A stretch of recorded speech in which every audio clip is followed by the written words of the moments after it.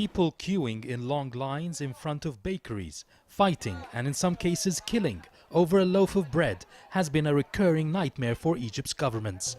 Bread is a cheap, vital ingredient of any Egyptian meal, which is why it has become a political force, not just an item on the menu.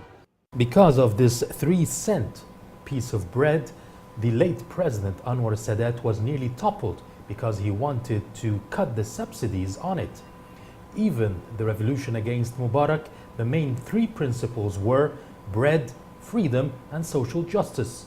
Bread came first. Now there are signs of discontent within the public as the government struggles to sustain subsidies to provide bread at an affordable price to the 84 million Egyptians. Bread makes Egypt the largest importer of wheat in the world at 9 million tons per year, but the economic recession in the last 2 years has restricted funding for wheat imports. The security vacuum has also allowed for unprecedented smuggling of subsidized wheat and flour into the black market. So the government is subsidizing bread, but there is still shortage.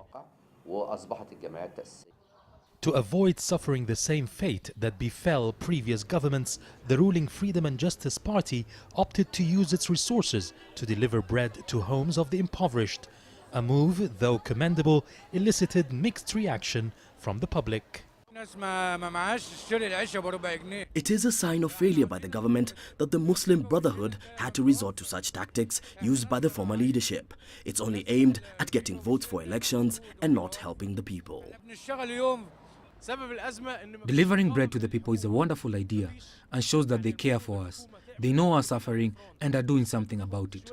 The opposition never took such steps to help the poor.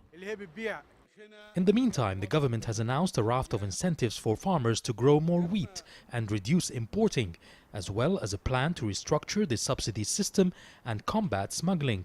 Experts say it will take time, but the leadership knows time is not a luxury when it comes to bread. This is Yasser Hakim for CCTV, Cairo.